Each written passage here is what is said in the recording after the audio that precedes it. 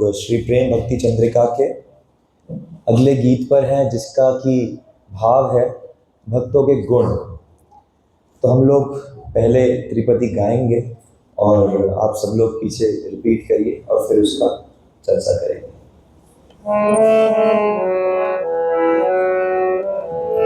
राधा कृष्ण करो स्वप्न नहीं बोलो, राधा कृष्ण करो स्वप्न न बोलो, प्रेम बिना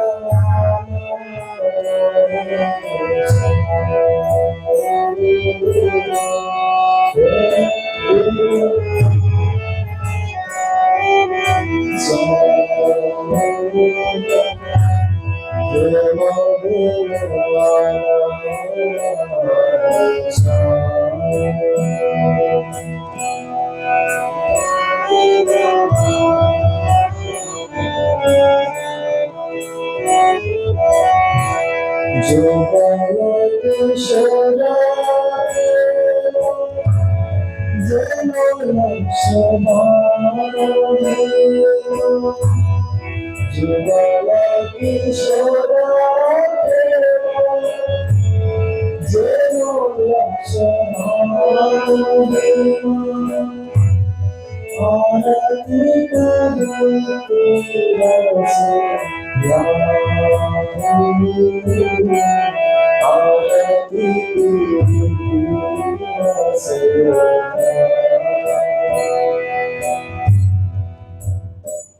तो इस त्रिपदी में नरोत्तम दास ठाकुर प्रारंभ करते हैं कि राधा कृष्ण करो ध्यान। तो जो प्रसंग चल रहा है, प्रभु जी अब चली कथा कर रहे, तो मुझे लगा कि ये तो जो मुझे बोलना था वो सब प्रभु जी ने बोल दिया है, क्योंकि यहाँ पर भी यही चीज़ चल रही है कि हमें राधा कृष्ण का ध्यान करना है। और ध्यान की विशेष बात यह है कि इस पूरे साधना ज्ञान में शुरू से यही चर्चा चल रही है कि सबसे महत्वपूर्ण चीज़ ध्यान है, कि हमारा ध्यान कहाँ है।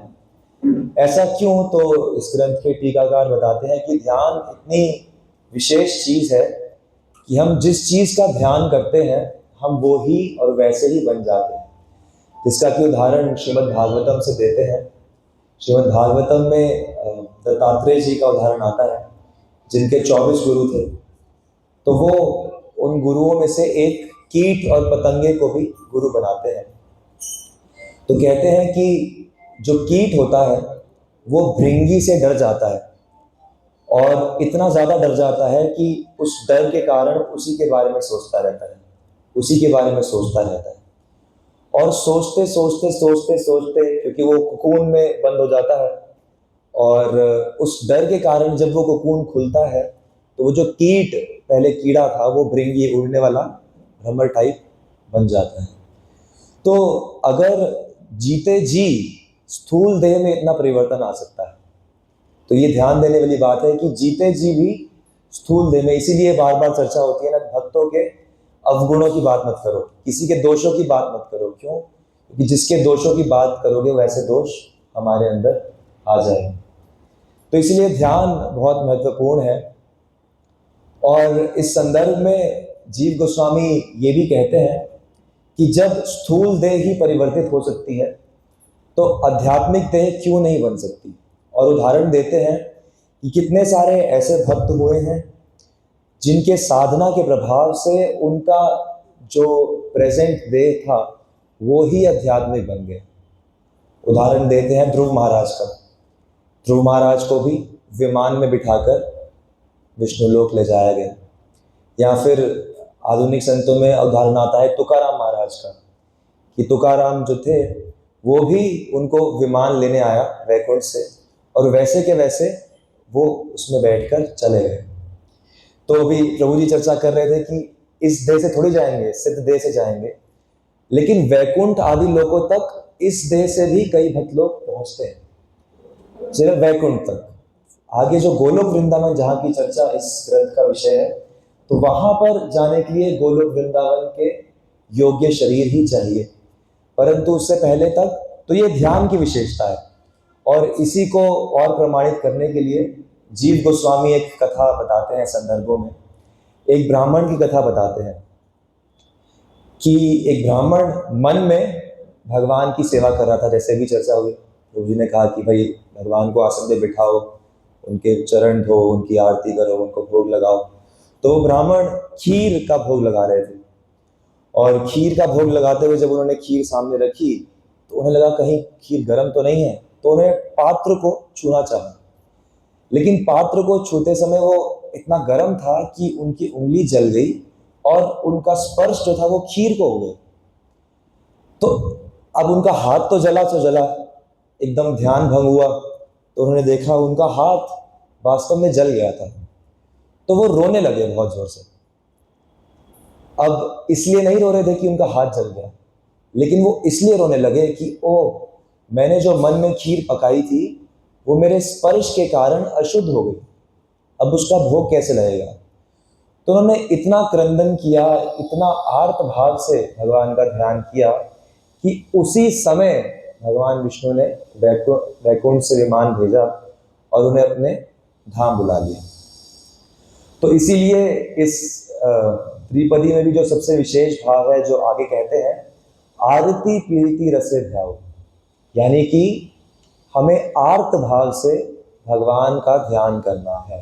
आर्त भाव यानी कि बड़ी आतुरता, बड़ा कष्ट कि हे प्रभु, आपके बिना हम कैसे जीवित हैं, इतना कष्ट हो रहा है, इतना जीवन इतना खराब है, क्योंकि आपकी प्रीति नहीं है, क्योंकि आपकी सेवा नहीं है। तो इस प्रकार की आरती, और इसीलिए भगवान चैतन्य महाप्रभु का अवतार भी लेते हैं, क्योंकि वो भक्तों को यही दिखाना चाहते हैं कि ये जो आर्त भाव में पुकार है, ये जो ऐसी पुकार है जो भक्त भगवान के विरह में है, इससे भगवान बहुत ही जल्दी सुनते हैं।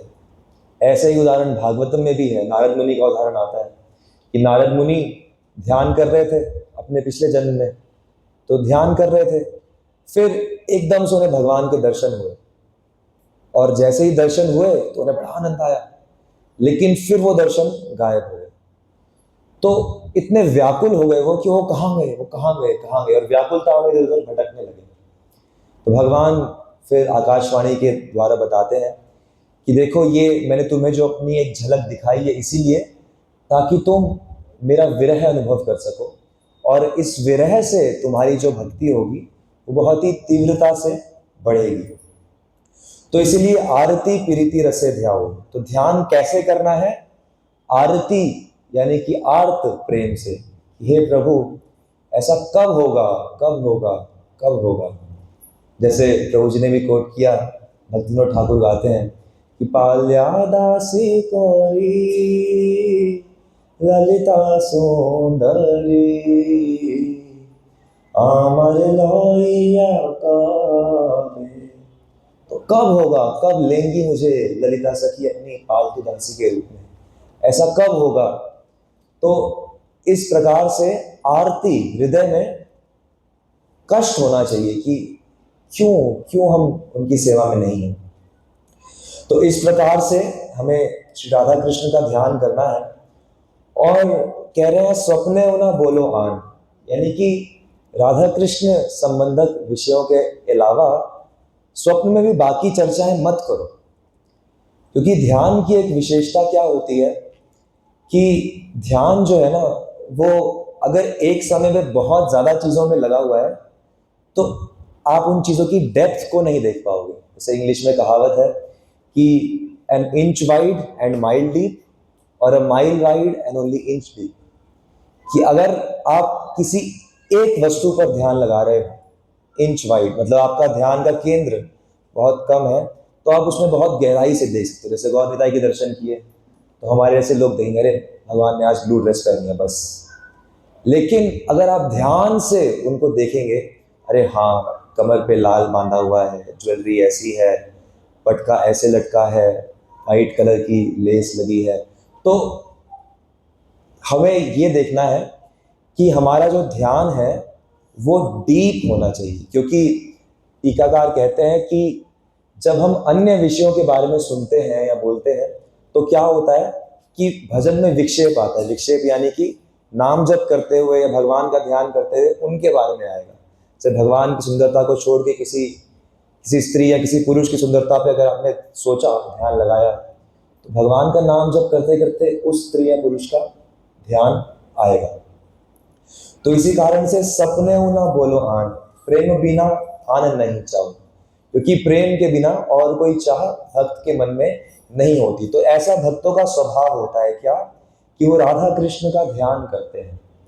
और कैसा ध्यान होता है, तो जैसे हम जानते ही हैं, नाम के ऊपर ध्यान हो सकता है। जैसे हम लोगों का नियम है कि भाई अभी पहले सिर्फ नाम पे ध्यान लगाओ, क्योंकि अगर नाम पे अच्छे से ध्यान लगेगा तो आप गहराई में उतरोगे और बाकी सब विषय, भगवत संबंधी विषय अपने आप प्रकट होंगे। और धीरे धीरे क्या प्रकट होंगे, तो नाम रूप, तो भगवान के रूप की चर्चा जैसे अभी पिछले त्रिपदियों में भी थी, जो प्रभु जी ने कहा पढ़ में, नाम रूप लीला गुण, भगवान के 64 गुण रूप गोस्वामी बताते हैं।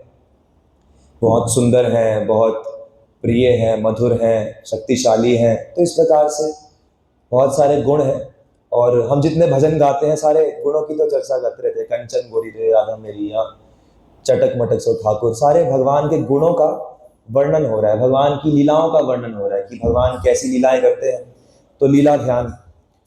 और इसके बाद, क्योंकि अभी जो प्रसंग आया है ये मंजरी सेवा के बाद आया है, तो इसके बाद टीकाकार बताते हैं कि नरोत्तम दास ठाकुर यहाँ पर एक विशेष प्रकार के ध्यान की बात कर रहे हैं, जिसे कहते हैं सेवा ध्यान। तो भगवान के नाम रूप लीला गुण, तो लीला की जब चर्चा आती है तो आगे भक्त की इच्छा होती है कि मैं उस लीला में भगवान की सेवा करूं। तो भक्त को इस प्रकार से ध्यान करना चाहिए कि मैं कैसे भगवान की लीला में भगवान की सेवा करूंगा। इस प्रकार का जो ध्यान है वो सेवा ध्यान कहलाता है। और इसको सिद्ध देह के माध्यम से किया जाता है। जैसा कि चर्चा हुई कि सिद्ध देह गुरुदेव बताते हैं योग्यता के अनुसार। और योग्यता कैसे कैसे बनती है, तो जिस जिस प्रकार से हम ध्यान श्रवण कीर्तन करते हैं वैसे वैसे योग्यता बनती है। तो इसीलिए जिस जिस प्रकार का हम ध्यान करेंगे, यानी कि यहाँ पर नरोत्तम दास ठाकुर कह रहे हैं कि वास्तव में हमें ऐसा सोचना चाहिए कि हाँ, हालांकि अभी हमें गुरुदेव ने नहीं बताया है, हमें योग्यता नहीं है, लेकिन अगर कोई भजन करते करते इतना निष्ठ हो गया है तो उसको कैसे करना चाहिए कि वो ये ध्यान करे कि हाँ, मैं ये शरीर वास्तव में नहीं हूँ और मैं भगवान की या राधा रानी की सेविका हूँ। तो मेरा वास्तव में ऐसा स्वरूप है, लड़की वाला, छोटी उम्र की, 13 साल की, 12-13 साल की, और ऐसे स्वरूप में मैं राधा कृष्ण को श्यामल डुला रहा हूँ, या मैं राधा कृष्ण को उनकी आरती कर रही हूँ या उनको भोग लगा रही हूँ। तो इस प्रकार का जो ध्यान है, इसको जो है यहाँ पर नरोत्तम दास ठाकुर कह रहे हैं कि जो भक्त होते हैं, जो गौड़ीय वैष्णव परंपरा में जो उन्नत भक्त लोग होते हैं, तो वो इस प्रकार के ध्यान में सदैव रत रहते हैं। तो इसके बारे में डिटेल में थोड़ा सा और बताते हैं, जिसको हम थोड़ा सा चर्चा करेंगे कि ये जो लीला में सेवा ध्यान होता है ये 2 प्रकार से होता है। एक तो होता है भगवान की अष्टकालीय लीला के अनुसार। अष्टकालीय लीला क्या होती है भगवान की, तो पहले भी चर्चा हुई थी कि दिन के 24 घंटे हैं, तो 3 घंटों का एक प्रहर होता है और 8 प्रहर दिन के होते हैं, और हर एक प्रहर में विशेष विशेष भगवान की लीला होती है। तो उस लीला के अनुसार भक्त लोग गोविंद लीलामृत पढ़कर या फिर गोविंद लीलामृत के ही अनुगत्य में, वृंदावन के एक सिद्ध कृष्णदास बाबा जी हुए हैं, तो उन्होंने ग्रंथ लिखा है भावना सार संग्रह। तो प्रारंभिक अवस्था में तो वो नहीं पढ़ना चाहिए, लेकिन अगर आपको भक्ति करते करते थोड़ा समय हो चुका है तो उसको पढ़ते हुए भक्त लोग इस प्रकार से चिंतन कर सकते हैं कि हाँ, अब भगवान के वन जाने का समय है, तो हम ये सेवा कर रहे हैं कि हम राधा रानी के साथ आए हैं, हम नंदगांव उनके लिए भोजन पका रहे हैं। अच्छा, अब कृष्ण चले गए हैं तो हम राधा रानी के साथ जाएंगे, राधा कुंड में तैयारी करेंगे कैसे भगवान मिलने आएंगे।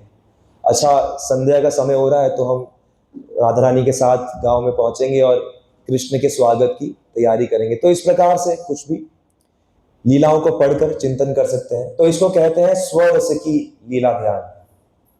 स्वरस की, जो कि अष्टकालीय लीलाओं में विभाजित है, और इसमें से किसी पे भी साधक सुनते हुए स्वरसिकी। और दूसरी जो लीला ध्यान शैली होती है उसको कहते हैं मंत्रमयी उपासना। तो ये मंत्रमयी उपासना क्या होती है कि जब गुरुदेव शिष्य के सामने प्रकट कर देते हैं, जैसे नरोत्तम दास ठाकुर जी के बारे में हमने सुना कि वो चंपक मंजरी है और उनकी सेवा ठाकुर जी को दूध लाने की है।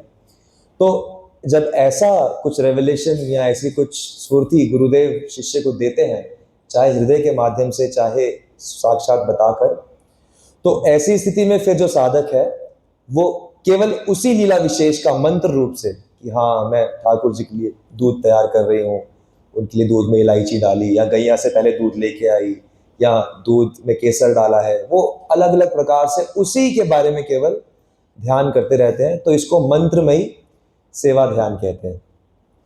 तो जो उन्नत भक्त होते हैं उनका पहला गुण यहाँ पर क्या बताया गया कि वो आरती यानी कि आर्त प्रेम और आर्त भाव से इस प्रकार से राधा कृष्ण की लीला चिंतन में सदैव लगे रहते हैं। तो पहली त्रिपदी में नरोत्तम दास ठाकुर इस गुण का वर्णन कर रहे हैं, क्या कि आर्त भाव से प्रेम के वशीभूत होकर भक्त लोग राधा कृष्ण की ऐसी सेवा में, मानसिक सेवा में लगे रहते हैं।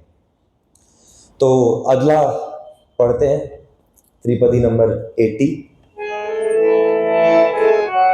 जल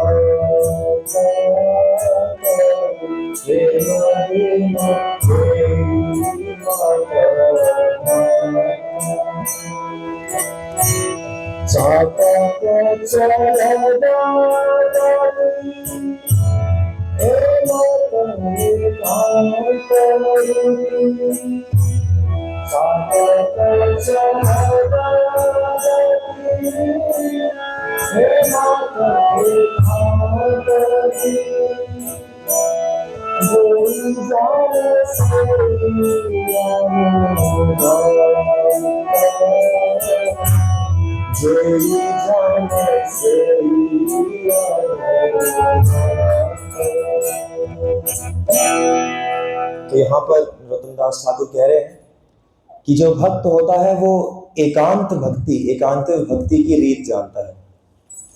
तो ये एकांत भक्ति क्या होती है, इसको समझाने के लिए नरोत्तम दास ठाकुर पहला उदाहरण देते हैं कि जैसे जल के बिना मछली तड़पती है और तड़पते तड़पते आयुहीन हो जाती है, इसी प्रकार प्रेम के बिना जो भक्त होता है, तो प्रेम का क्या मतलब है? प्रेम का क्या मतलब है? प्रेम का मतलब है क्या? सेवा। तो गुरु महाराज जो कहते हैं कि प्रेम का क्या मतलब है? सेवा।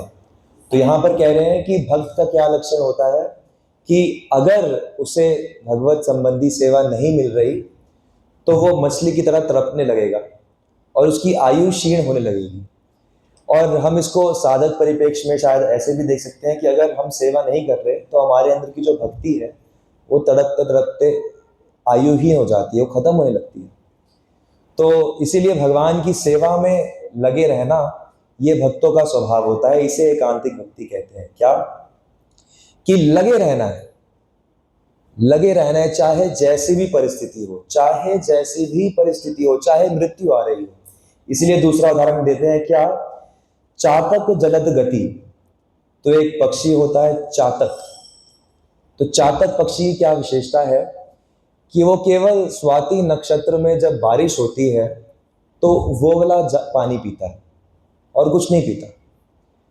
तो उदाहरण देते हैं आचार्यगण कि चातक पक्षी गंगा के ऊपर उड़ रहा है, गंगा के ऊपर उड़ रहा है, लेकिन ऊपर देख रहा है कि बादल नहीं आ रहे, प्यास के कारण गला सूख रहा है, इतना सूख गया कि अब मृत्यु आ गई, अब उड़ने का सामर्थ्य नहीं रहा। तो गिरा तो कहाँ गिरा? गंगा जी में गिरा। अब गंगा जी का पानी तो कहते हैं भाई गंगा जल किसी के मुख में मृत्यु के समय आ जाए तो कल्याण हो जाएगा, लेकिन वो इतना सावधान है, वो ऐसे मुंह ऊपर करके गिरता है, वो गंगा जल मुंह में नहीं आने देता। क्यों?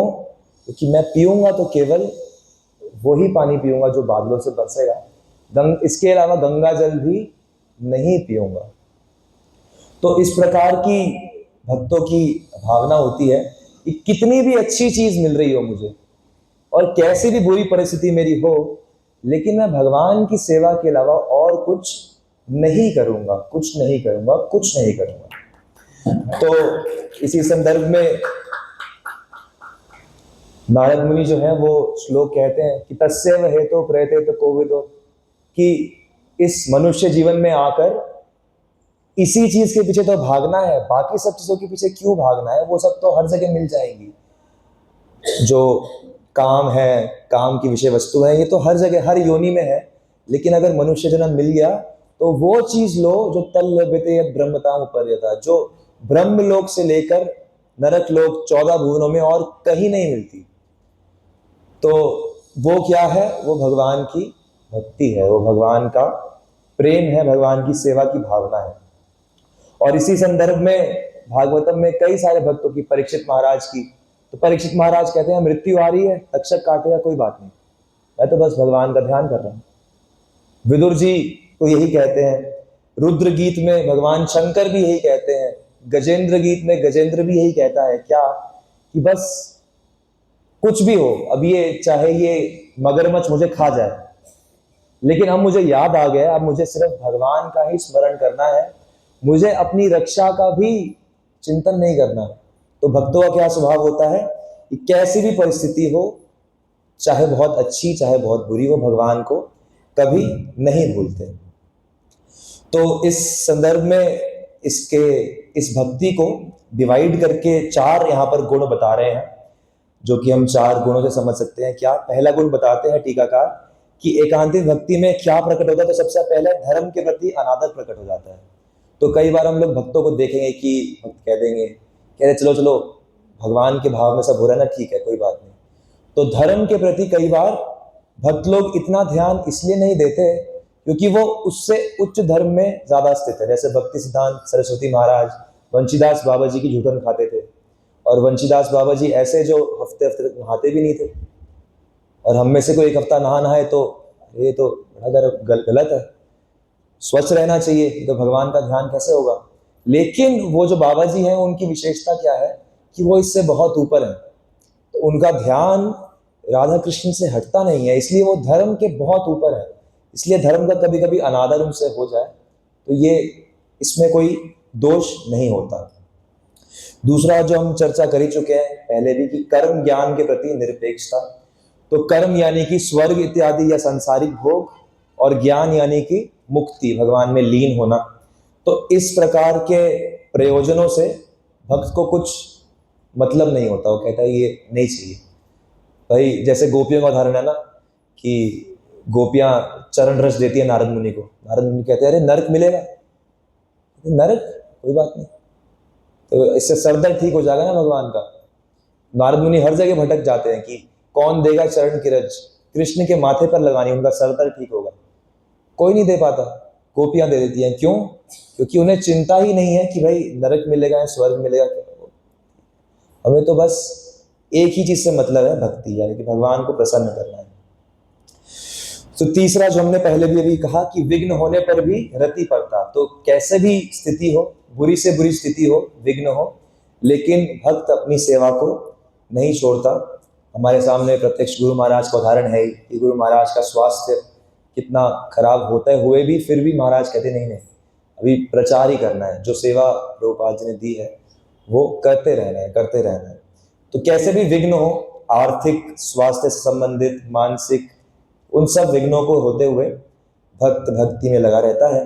और चौथा प्रेम परखता, यानी कि प्रेम में उसका दृढ़ लगाव होता है, निष्ठा होती है, पूर्ण विश्वास होता है कि प्रेम ही मेरा असली पुरुषार्थ है, प्रेम पंचम पुरुषार्थ, कि असली चीज जो मुझे चाहिए वो भगवान का प्रेम है। तो इस त्रिपदी में जो मुख्य भाव था, तो भक्त जो है वो एकांतिक भक्त होता है और वो भक्ति के अलावा कुछ भी नहीं चाहता। तो अगले प्यार हम लोग गाते हैं। लुप्त भ्रमर जेनो चंद्र चंद्रिका तेरो, लुप्त भ्रमर जेनो चंद्र चंद्रिका, पतिव्रता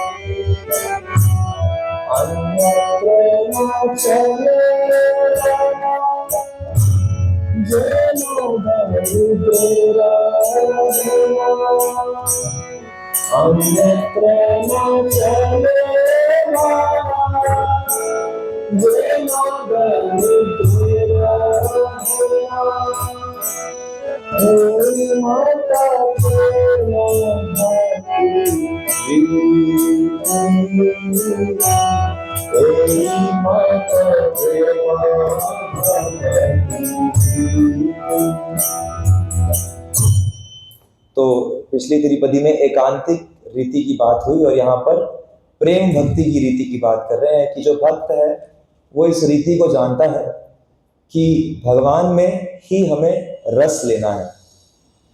तो पिछली जो चर्चा थी एकांतिक रीति, तो वहां पर तो ये भी चर्चा थी कि विघ्न आ रहे हैं, कष्ट हो रहा है, तो भी भक्त लगा है। लेकिन यहाँ पर है कि भक्त इतने आनंद में होता है भगवान का प्रेम आस्वादन करने में कि उसे ये सब कष्ट महसूस भी नहीं होते। तो लुब्ध भ्रमर जेनो, जैसे भ्रमर होता है तो भंवरा सदैव कमल का रसास्वादन करने के लिए लालायित रहता है। उसे इस चीज का कोई डर ही नहीं है कि कमल अगर शाम हो गई, कमल बंद हो गया, मैं मर गया, तो नहीं, कोई बात नहीं। बस ये रस, इसमें जो रस है, इस रस के अलावा और कोई चिंता ही नहीं है। इसी प्रकार से दूसरा उदाहरण देते हैं चकोर चंद्रिका का। जैसे चकोर होता है तो हमेशा चंद्रमा को देखता रहता है, उसके अलावा उसे कोई रूप पसंद नहीं आता। इसी प्रकार जैसे पतिव्रता स्त्री जो है वो केवल अपने पति की तरफ ही निष्ठ रहती है। तो ऐसे ही जो प्रेमी भक्त होता है तो उसकी रति अन्यत्र कहीं नहीं चलती। अन्यत्र यानी कि सेवा के अलावा कहीं और। तो इसके चर्चा में जीव गोस्वामी यहां तक भी बताते हैं कि ये जो प्रीति होती है इसको दो भागों में विभाजित करते हैं, जात प्रीति और अजात प्रीति। तो जात प्रीति भक्त वो होते हैं जिनकी प्रीति थोड़ी सी पैदा हो चुकी है, और अजात प्रीति जिनकी अभी नहीं हुई है, यानी कि हम लोग जैसे हैं।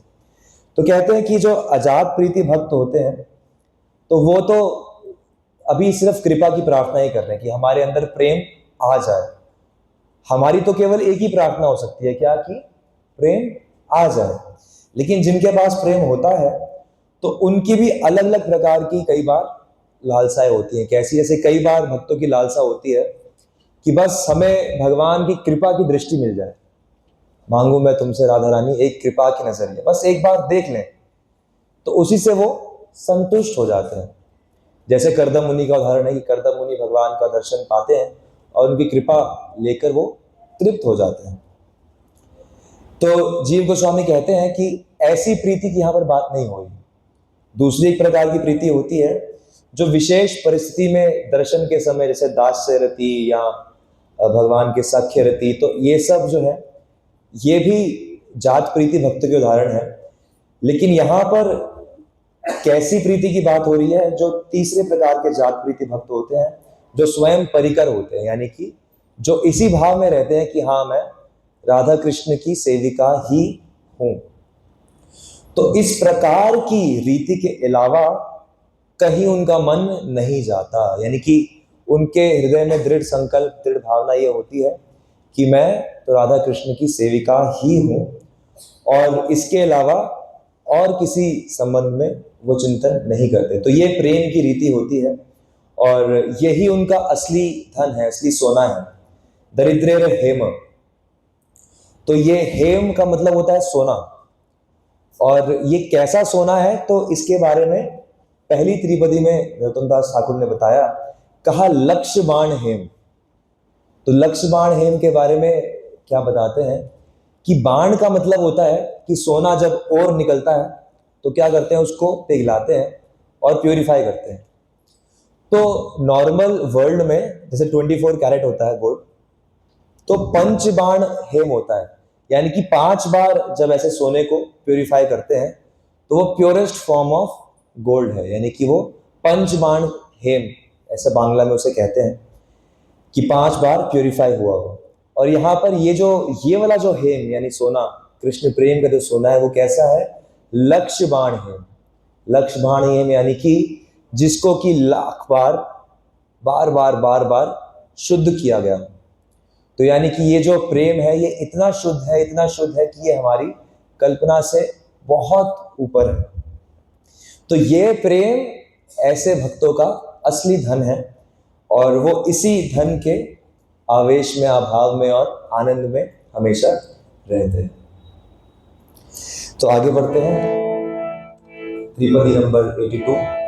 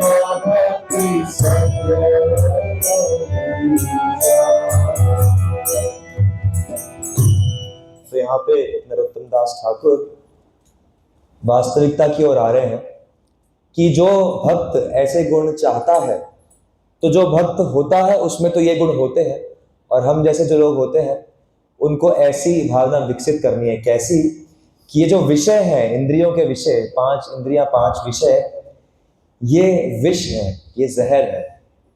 हम कई बार सुनते हैं कि किसी जीव की अगर आंखें कंट्रोल में नहीं है, जैसे भंवरा होता है, वो पतंगा होता है तो वो रोशनी के साथ आके जल जाता है।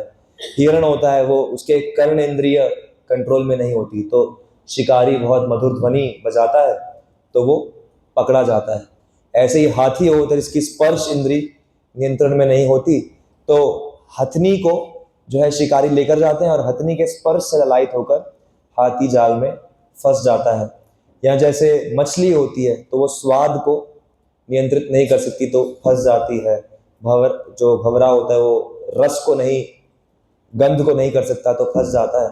तो ये जो चीजें हैं मनुष्य में, तो ये पांचों की पांचों इंद्रियां अनियंत्रित हैं, और अगर हम लोग ध्यान ना दें तो हमारा कितना बुरा हाल होगा ये हम लोग सोच सकते हैं। तो हमें क्या समझना है कि ये जो विषय है ये सुख के नहीं बल्कि दुख के घर है। यही संस्पर्श जाब होगा दुख ही होने हैं, कि ये दुख को पैदा करने वाले हैं। हमारी जो मुसीबत है या प्रॉब्लम है वो क्या है कि हम लोग ये नहीं समझते कि ये दुख देने वाले हैं। हम लोग समझते हैं कि नहीं, सुख इसी से तो मिलेगा। तो टीकाकार बताते हैं ये बिल्कुल ऐसे है जैसे विष जब तक सांप के अंदर होता है तो सांप को उस विष से बिल्कुल भी कष्ट नहीं होता, क्योंकि वो तो उसके शरीर में है, वो उसका स्वभाव है वैसा, वो वैसा ही है।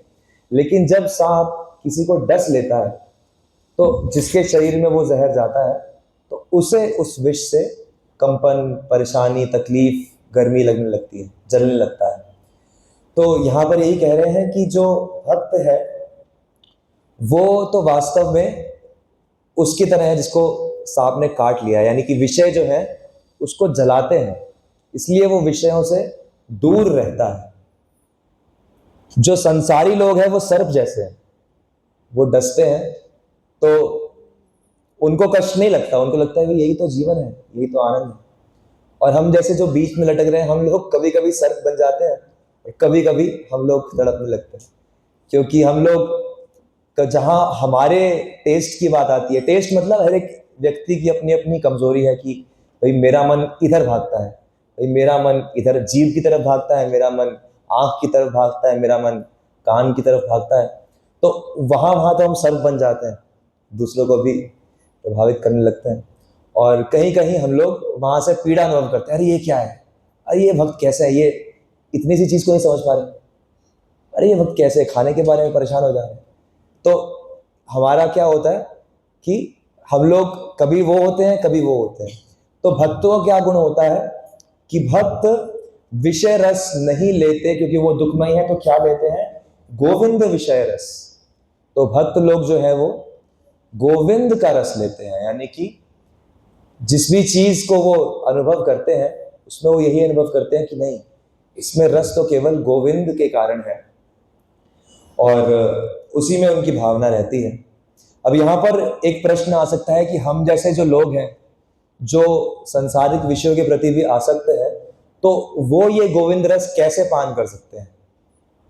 क्योंकि हम लोग, जैसे मैं सोच रहा था अभी कि हम लोग पहले सोचेंगे कि अच्छा प्याज लहसुन नहीं खाना, तो ठीक है, मान लीजिए किसी को शाही पनीर पसंद है, तो सबसे पहले वो स्टेप क्या करेगा कि भाई बिना प्याज लहसुन के खाऊंगा। फिर सोचेगा कि चलो भगवान को मानसिक भोग लगवा के खाऊंगा। थोड़ा सा और आगे बढ़ेगा तो सोचेगा कि नहीं नहीं, बाहर का नहीं खाऊंगा, घर पे बना के ही भगवान को भोग लगा के खाऊंगा। फिर थोड़ा सा और आगे बढ़ेगा, सोचेगा यार अच्छा शुद्ध देसी गाय का पनीर लेके आऊंगा फिर खिलाऊंगा। ऐसे शुद्धिकरण बढ़ाता रहेगा, लेकिन फिर भी कहीं ना कहीं चिंतन तो उस विषय पर कहीं ना कहीं तो लगा ही हुआ है कि हाँ वो चीज प्रिय है। तो इसलिए यहां कह रहे हैं कि कैसे होगा, संग करो तारदास, कि भगवान के शुद्ध भक्त, जैसा प्रभु जी ने कहा कि पहली जो शुरुआत है कि श्री गुरु चरण पद्म, वही सार है कि जब तक हम किसी ऐसे भक्त के प्रति आसक्त नहीं होंगे जो कि भगवत प्राप्त है, उसकी शरणागति ग्रहण नहीं करेंगे, तब तक ये नहीं हो सकता, नहीं हो सकता, बिल्कुल भी नहीं हो सकता। तो प्रेम भक्ति सत्य को जाने, ऐसा भक्त जिसने प्रेम भक्ति को आत्मसात कर लिया है, जो उसका पालन कर रहा है, जब तक उसका संग नहीं होगा तब तक भक्ति नहीं मिलेगी।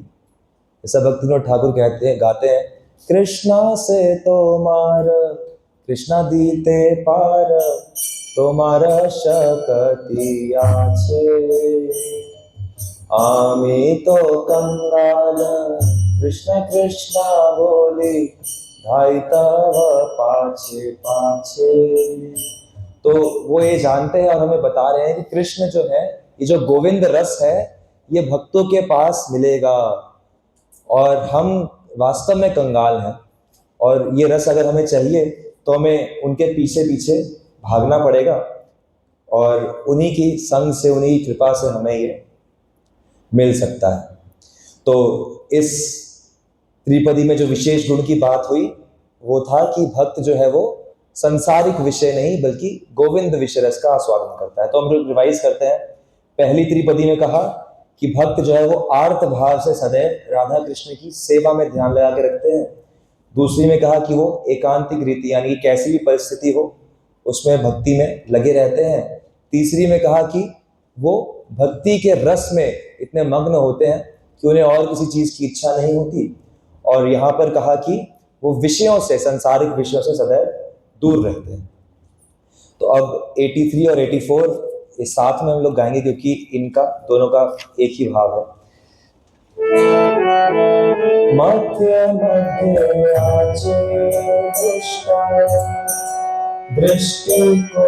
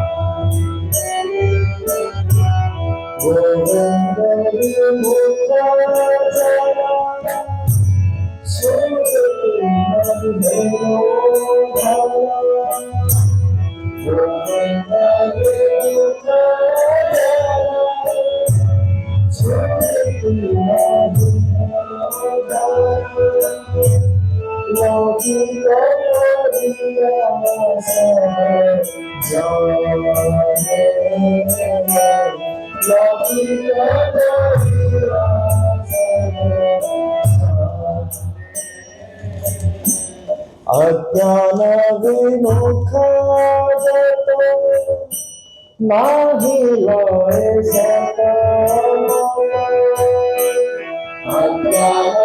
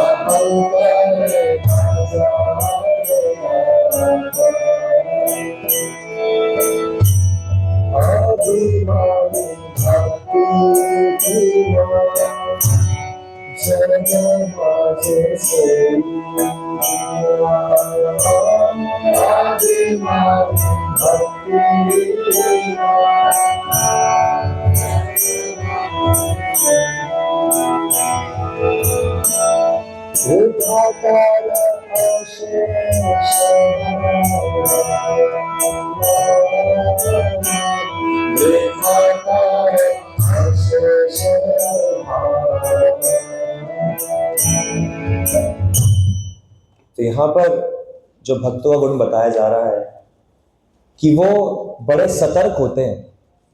सतर्क क्यों होते हैं? क्योंकि अपनी भक्ति को वो सभी के सामने प्रकट नहीं करते। क्योंकि क्या होता है, मध्य मध्य आचे दुष्ट दृष्टि करो होए रुष्ट गुण विगुण करी मान। भक्तों में जो गुण होते हैं उनको जो दुष्ट लोग होते हैं वो गुण नहीं बल्कि अवगुण के रूप में देखते हैं। तो कोई व्यक्ति भगवान के लिए अपना जीवन त्याग करता है, साधु बनता है, तो संसारी लोग कहेंगे अरे इसको देखो, इसने तो अपना जीवन बर्बाद कर दिया, अपने माता पिता का ध्यान नहीं रखा, ये नहीं किया, वो नहीं किया। वो ये नहीं समझेंगे कि वास्तव में इसने कितना विशेष काम किया, ये कितना बड़ा गुण है। वो गुण को नहीं देखेंगे, अवगुण को देखेंगे। तो इसलिए क्या होता है कि बीच बीच में बार बार ऐसे लोगों से हमारा संग होता रहता है। क्या कि भाई बिना बात के आप अपनी भक्ति में लगे हो, कोई किसी से बात नहीं कर रहे, कुछ नहीं कर रहे, लेकिन आपको आके टोकेंगे, परेशान कर लेंगे। अरे क्या हरे कृष्ण जब तक गला खराब हो जाएगा, आपको पता नहीं है गले में, अरे क्या इससे थोड़ी होता है कुछ। तो बार बार ऐसे करके आपको लोग प्रभावित करेंगे। तो प्रश्न आता है कि अरे तो क्या हुआ, हमें उन्हें समझाना चाहिए, हमें उन्हें समझाना चाहिए कि नहीं नहीं। तो नरोत्तम दास ठाकुर कहते हैं नहीं मत समझाओ। क्यों? गोविंद विमुख जन सुरथी न है हेनो धन लौकिक करिया सब जान। तो जो गोविंद से विमुख लोग होते हैं तो वो इस भक्ति धन को जानते नहीं हैं, वो सब कुछ लौकिक समझकर ही देखते हैं। इसलिए क्या अच्छा है क्या बुरा है, उनकी इसकी परिभाषा केवल यही होती है कि किस चीज से आ रहा है, पैसा कहाँ से आ रहा है, कहाँ से सांसारिक धन आ रहा है। इसीलिए जैसे अभी ये चर्चा भी आई, जैसे बार बार बात प्रभु जी कह रहे हैं कि मानसिक सेवा में मन भगवान में लगाना है, मन भगवान में लगाना है। तो इस संदर्भ में एक बहुत सुंदर श्लोक है, वल्लभाचार्य जी कहते हैं कि कृष्ण सेवा सदा कार्य मानसी सा परामता चेतस प्रवणम सातु तत्सिद्ध्य तनु वित्तजा। कहते हैं मानसिक सेवा सबसे श्रेष्ठ है, सबसे अच्छी है, सबसे अच्छी है, सबसे अच्छी है, लेकिन वो तब तक नहीं होगी जब तक आपका सारा धन भगवान की सेवा में नहीं लगेगा, जब तक आपका पूरा शरीर भगवान की सेवा में नहीं लगेगा, तब तक आप इंच डीप ही हो सकते हो, थोड़ा सा कर सकते हो। अगर आपको माइल डीप जाना है तो आपको अपना पूरी शक्ति, पूरा धन, क्योंकि धन में सबसे ज्यादा आसक्ति होती है व्यक्ति की, और जब धन लग जाए तो पूरा शरीर भगवान की सेवा में लगाना पड़ेगा। जो कि दुष्ट लोग जिसको बिल्कुल नहीं करना चाहते, उनके लिए धन का और शरीर का अपने लिए भोग करना वो ही जीवन की परम सिद्धि है।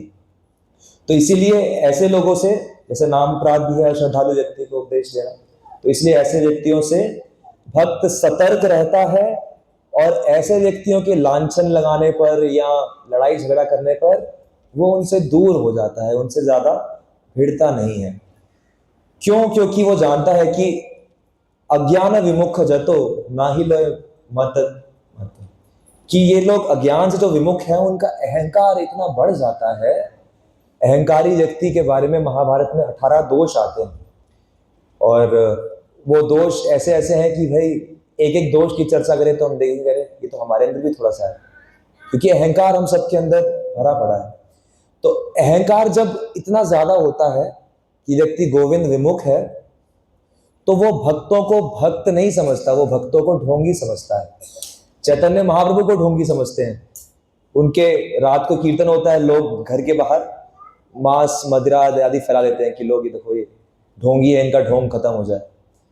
तो इस प्रकार से जो दुष्ट लोग हैं, तो क्या किया जाए? तो इनसे दूर रहा जाए, इनसे अपने आप को सतर्क रहा जाए, इनके सामने अपनी भक्ति को अधिक प्रकट ना किया जाए, क्योंकि अगर इनके सामने हमारी भक्ति प्रकट होगी तो वो लोग लड़ाई झगड़ा करेंगे, उल्टी सीधी बातें बोलेंगे, तो हमारा ही नाश होगा, हमारी ही भक्ति खराब होगी।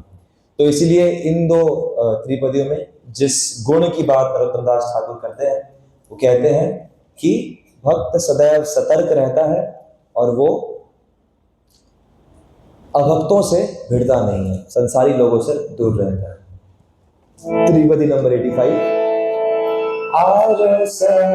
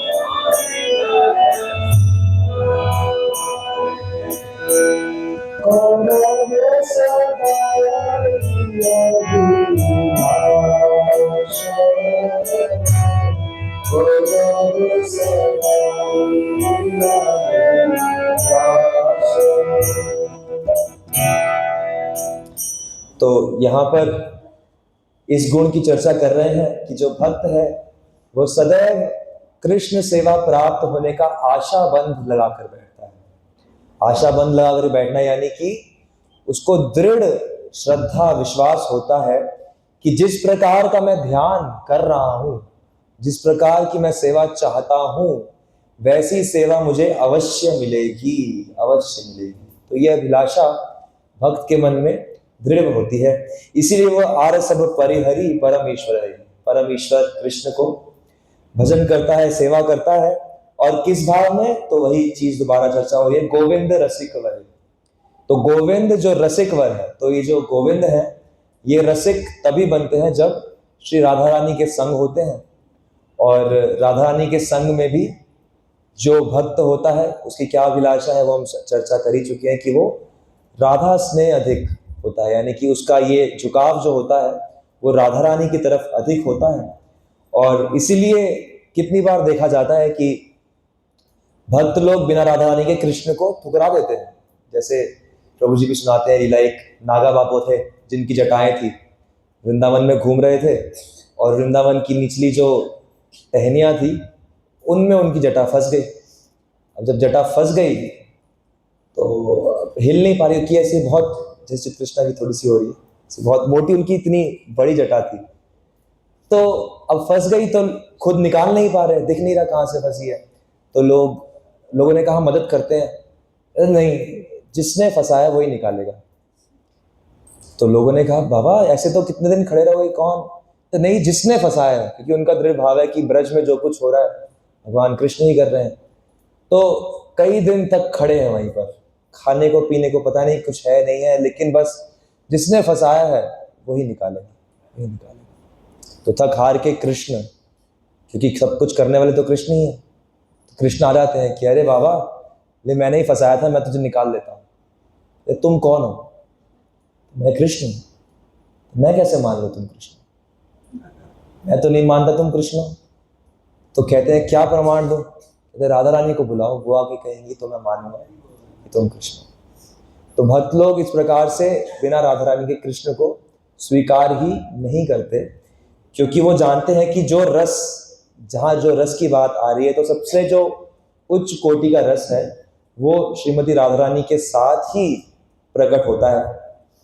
तो इसलिए भक्त लोग ऐसी अभिलाषा लगा के रखते हैं, और जिन लोगों के मन में ऐसी अभिलाषा होती है तो भगवान आते भी हैं। जैसे अभी हमने देखा कि वो बाबा की कहानी में भगवान आ गए, और भी अन्य कितने ही भक्तों की कहानी है, कितने ही भक्तों की कहानी है भगवान, और एक बार नहीं बार बार आते हैं। जैसे एक बहुत सुंदर कथा मैं सुन रहा था कुछ दिन पहले, एक दमाबाई थी, तो वो इसी प्रकार से उनकी अभिलाषा लगी रहती थी कि नहीं कृष्ण आएंगे, कृष्ण कब आएंगे, वो यही सोचती रहती दिन भर, और इसी भाव से साधुओं की सेवा करती रहती थी, कृष्ण आएंगे कब आएंगे कब आएंगे। तो एक दिन बहुत रो रही थी, संतों की सेवा कर रही थी, तो सारे संत चले गए, एक संत बैठे हुए थे, तो उनके सामने रोने लगी, बाबा कब आएंगे, कृष्ण कब आएंगे? तो कहते हैं अरे मैया कृष्ण आए तो थे। आए थे? कब आए थे? तो कहते हैं तुम याद करो, 3 महीने पहले एक संत आए थे जो तुम्हारे यहाँ भोजन कर रहे थे, जिन्होंने सुबह से शाम तक बैठ के भोजन किया था। कहती है हाँ आए तो थे। कहते हैं वो याद करो, तुम खिलाती जा रही थी वो खाते जा रहे थे, तुम खिलाती जा रही थी वो खाते जा रहे थे। हाँ। तो फिर किसी ने याद दिलाया कि अरे शाम हो गई अब। तो कहती हाँ, फिर वो चले गए थे। तो कहते हैं वो कृष्ण ही तो थे। तो उनके मन में और विरह होने लगता है कि ओ कृष्ण आए, मैं पहचान नहीं पाई, ओ दोबारा कब आएंगे, दोबारा कब आएंगे? तो कहते हैं अरे दोबारा भी आए थे, दोबारा आए थे, कब आए थे? तो कहते हैं याद करो भैया, 1 महीने पहले तुम बीमार थी, तुम मरणासन थी, तुम उसमें भी कृष्ण स्मरण कर रही थी, कृष्ण कृष्ण कृष्ण कर रही थी, और एक संत आए थे, उन्होंने तुम्हें औषधि दी और तुम तुरंत ठीक हो गई। कहती हाँ आए तो थे, तो वो कृष्ण ही तो थे। तो भैया वो कब आए? अभी ऐसे सोच रही थी कि अगली बार कब आएंगे, इतने नहीं उनका दिमाग खबर है, ये बातें इनको कैसे पता है, इनसे तो मैं पहली बार मिल रही हूँ। तो वैसे हाथ पकड़ लेती है कि अब 2 बार तो निकल लिए, अब नहीं जाने दूंगी, अब मुझे अपना श्याम सुंदर रूप दिखाओ। लेकिन भगवान तो फिर लीला करने आते, तो फिर अंतर ध्यान हो जाते हैं, फिर कहते हैं कि आकाशवाणी कहते कि मैं आऊँगा, मैं समय समय होते ही मैं तुम्हें फिर से दर्शन देने आऊँगा। तो तुम इसी प्रकार से आशा में भक्तों की सेवा करती रहो और भक्ति करते रहो। तो ये भक्तों का गुण होता है कि सदैव उसके मन में आशा लगी रहती है कि कृष्ण आएंगे, कृष्ण मुझे मेरी अभिलाषित या मेरा जो स्वरूप है, सिद्ध स्वरूप है, वैसी सेवा में अवश्य लगाएंगे। तो अंतिम जो है 86, उसमें नरोत्तम दास ठाकुर कहते हैं